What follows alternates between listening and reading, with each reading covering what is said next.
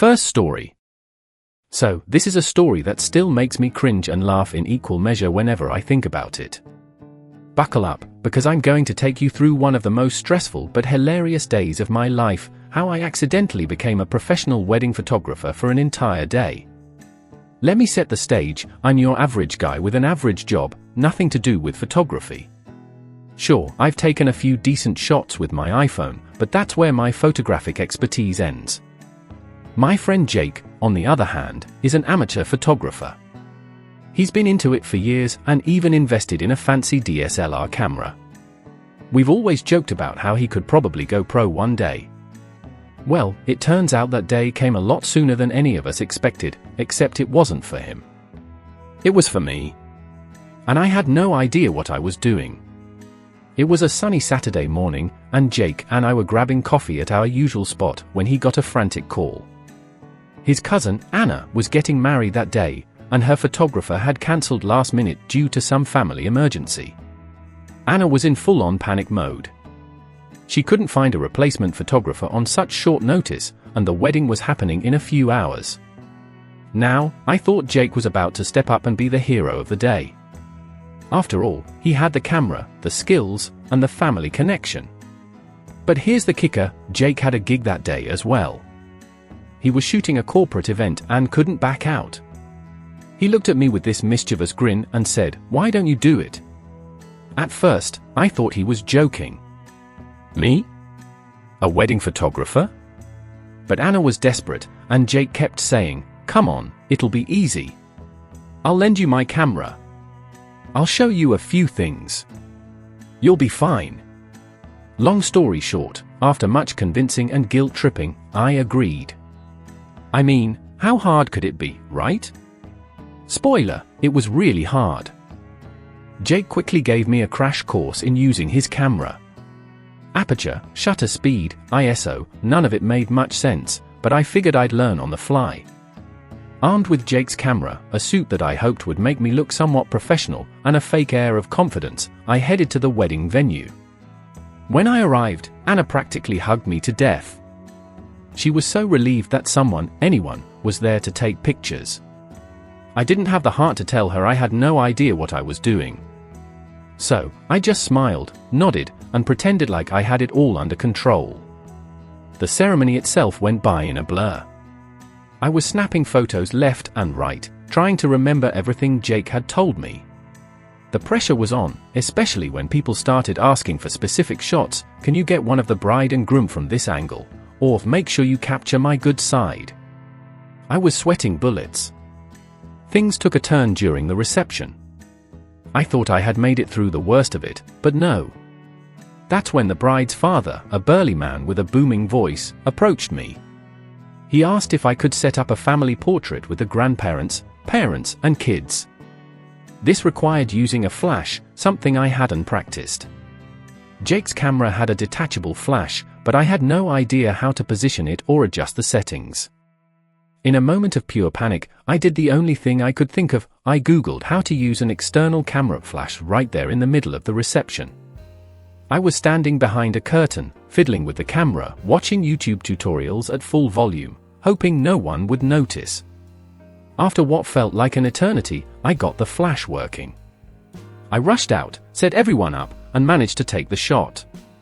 To my surprise, it didn't look half bad. In fact, it looked good. I couldn't believe it. The rest of the night was a mix of awkward interactions, me trying to blend in with the professional photographers hired for the videography, and the constant fear that I was messing everything up. But, somehow, I made it through. I got shots of the cake cutting, the first dance, the bouquet toss, everything that needed to be captured. Was it perfect? No. Was it passable? Absolutely. The next day, I handed over the camera to Jake, and he helped me sort through the photos. To my utter shock, some of them were actually pretty decent. We edited the best ones and sent them off to Anna. She was over the moon with how they turned out, which is still hard for me to believe. So, that's how I, an average guy with zero photography experience, accidentally became a wedding photographer for a day. I haven't touched a DSLR camera since, but whenever I see wedding photos now, I have a whole new level of respect for the people behind the lens. Would I do it again? Absolutely not. But hey, it's a story I'll never forget. Second story. Okay, so this happened about a year ago, and it's still one of the craziest experiences of my life. It all started one quiet Tuesday morning.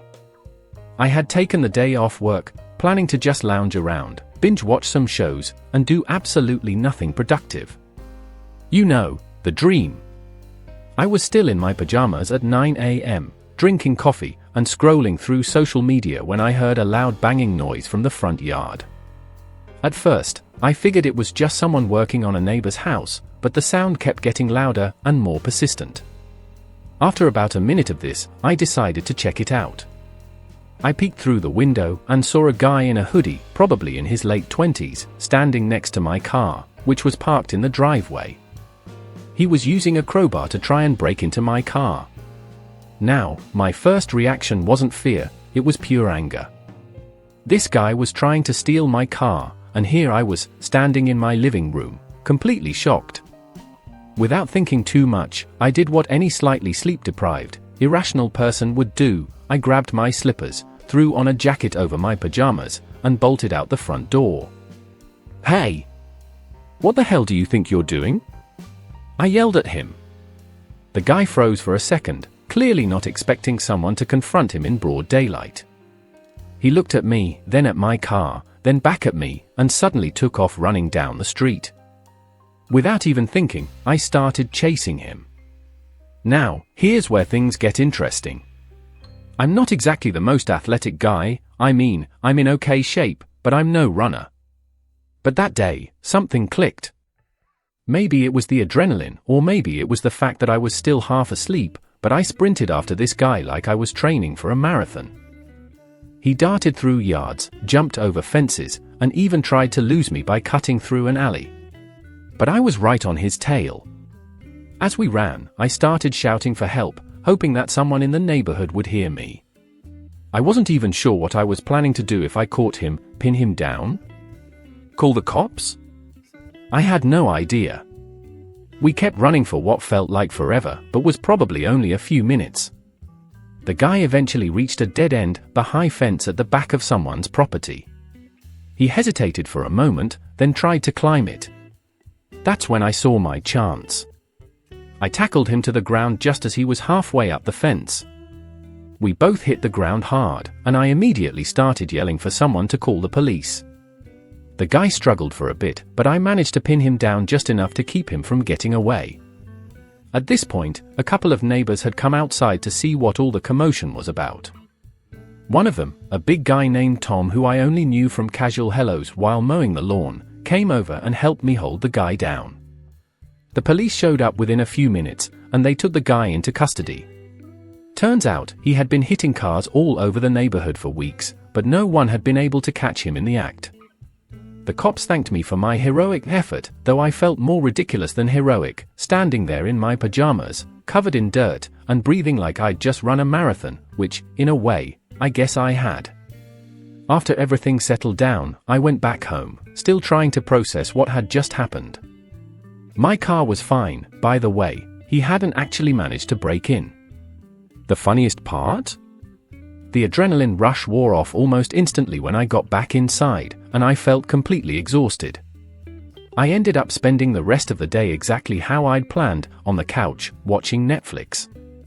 Only now, I had a pretty wild story to tell. The next day, I became sort of a minor neighborhood celebrity. People who I had never spoken to before came up to me to say how impressed they were that I'd caught the guy. Someone even jokingly called me Batman when I went to grab the mail. Looking back, I realized that chasing a potentially dangerous criminal while wearing pajamas and slippers probably wasn't the smartest thing I've ever done. But in the heat of the moment, all I could think about was stopping him. Would I do it again? Honestly, probably not. I was lucky nothing worse happened. But at the end of the day, I'm glad I did what I did. And now, whenever I tell this story at parties, people always ask the same thing. Wait, you chased him in your pajamas? Yep. Pajamas and all. Third story. Alright, so this happened a few months ago, and to this day, I still can't believe how awkward and surreal the whole situation was. If you've ever had one of those days where everything seems to go wrong at the worst possible time, you'll probably relate. It all started on a Tuesday morning, one of those days that felt important from the moment I woke up. I had a big presentation scheduled for that afternoon, a huge deal for me, since it was my chance to pitch a new project to the execs at my company. I'd spent weeks preparing, staying up late to refine every detail. It was make or break for my career, and I was feeling the pressure. I woke up early, triple-checked my slides, and dressed in my best suit. I wanted to make a solid impression, and I figured if I looked the part, it would help me feel more confident. Everything was going according to plan. I even left home earlier than usual to make sure I got to the office with plenty of time to spare. Now, our office is on the 15th floor of this pretty modern building downtown. I walked into the lobby feeling pretty good, rehearsing the opening lines of my presentation in my head. I headed for the elevators, and as the doors opened, I stepped in, just me and one other person. As luck would have it, that other person was none other than my boss, Sarah. Sarah's a no-nonsense kind of boss. She's sharp, intimidating, and rarely smiles. But she's also brilliant, and everyone respects her. I had always been a little nervous around her, especially since she was going to be in that presentation later that day. Still, I smiled and gave her a polite good morning. She nodded, glancing at her phone, and I hit the button for the 15th floor. So there we were, me and my boss, in the elevator, alone. At first, everything was fine. I stood there, trying not to think too much about the fact that Sarah was just a few feet away. I reminded myself to stay cool. That's when things took a turn. About 5 floors up, the elevator suddenly jolted to a stop. There was a weird grinding noise, and then, nothing. Silence. The lights flickered, and we both kind of froze. For a second, I thought maybe it was just a hiccup and the elevator would start moving again. But after a few moments, it became clear we were stuck. I glanced at Sarah. She was staring at the panel, hitting the button for our floor again, but nothing happened. I could feel the panic start to creep in. Not because I'm claustrophobic or anything, but because the thought of being trapped in a small space with my boss for who knows how long was terrifying.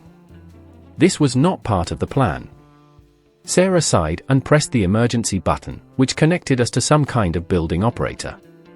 A calm voice came over the intercom, saying they were aware of the situation and that maintenance was on the way. They assured us it wouldn't take long. But, of course, I had no idea how long or not long would actually be. For the first few minutes, Sarah and I just stood there in awkward silence. She was scrolling through emails on her phone, and I was trying to avoid making eye contact. I kept thinking about the presentation and how every second we were stuck was 1 second closer to me potentially being late. My mind was racing. How could this happen on today of all days? Eventually, Sarah broke the silence. She glanced up from her phone and said, "You ready for the presentation this afternoon?" I nodded quickly. "Yeah, I've been preparing for weeks." She raised an eyebrow. "Good. I've heard some interesting things about your project." My heart skipped a beat. Interesting could mean a lot of things coming from Sarah, but I decided to take it as a compliment. I was about to say something, anything, to make the conversation feel less awkward, but she went right back to her phone before I could get a word out. The minutes dragged on. 10, 15, 20. Still no sign of the elevator moving. I tried to make the best of it, but the atmosphere was tense. Sarah didn't seem too fazed, but internally, I was spiraling. My suit was starting to feel uncomfortably hot, and I could feel myself sweating. Great, just what I needed right before the most important meeting of my career. Finally, after what felt like an eternity, Sarah looked up from her phone again. This time, she actually initiated a real conversation. She asked me how long I'd been with the company, what my background was, basic stuff, but it was weirdly nice to talk to her like a normal person. I guess being stuck in an elevator brings out the human side of people, even tough-as-nails bosses like Sarah. We actually started talking about the project a bit. I gave her a quick overview, and she asked some surprisingly thoughtful questions. For the first time that morning, I started to relax a little. It felt like a mini pre-presentation. By the time the elevator finally jerked back to life, after a solid 45 minutes, I was feeling a lot better. Not only had I survived being trapped with Sarah, but I'd also had a mini one-on-one pitch practice.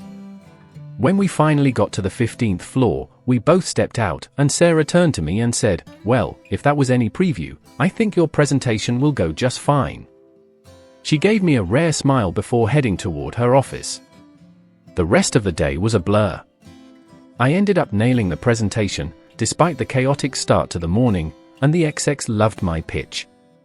I don't know if that impromptu elevator conversation had anything to do with it, but I like to think it gave me the confidence boost I needed.